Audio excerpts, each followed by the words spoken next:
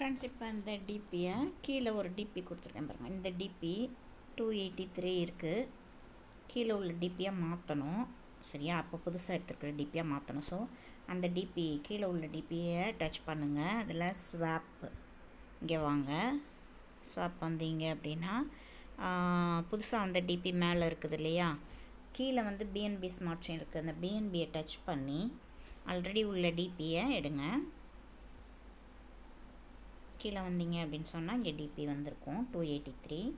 இதை டச் பண்ணிக்கோங்க. இப்போ இந்த நடுவில் இருக்கிற ஏரோவை டச் பண்ணிங்கன்னா மேலே அந்த டிபி போயிடும். ஸோ கீழே வந்து இந்த டிபி இருக்கும். இதுக்கு வந்து பிஎன்பி ஸ்மார்ட் செயின் ஒரு $1.5 வச்சுக்கோங்க. ஸோ இப்போ மேக்ஸிமம் இவ்வளோ இருக்குது. ஸோ அதில் கொஞ்சம் கழிச்சிக்கலாம்.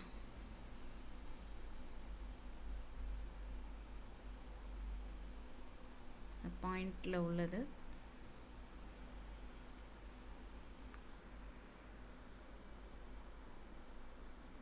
ஸோ கம்மியாக தான் கிடைக்குது. சரியா?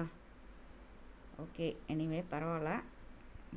பாயிண்ட்டை வந்து எடுத்து விட்டுலாம். 0.2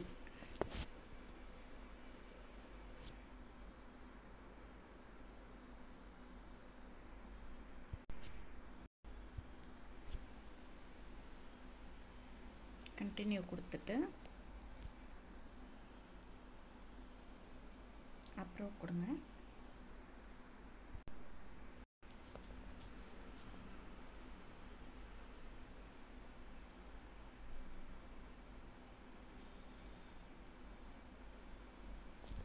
ட்ரான்சாக்ஷன் ஆயிடுச்சு. ரெஃப்ரெஷ் கொடுத்துடலாம்.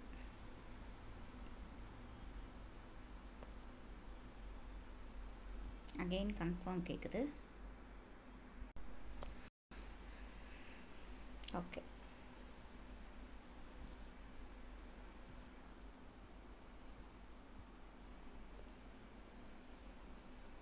பார்த்தீங்கன்னா இங்கே வந்துருச்சு 0.17. ரொம்ப கம்மியாக தான் கிடச்சிருக்கு. இப்போ ஒரு டிபி $2 போயிட்டுருக்கு.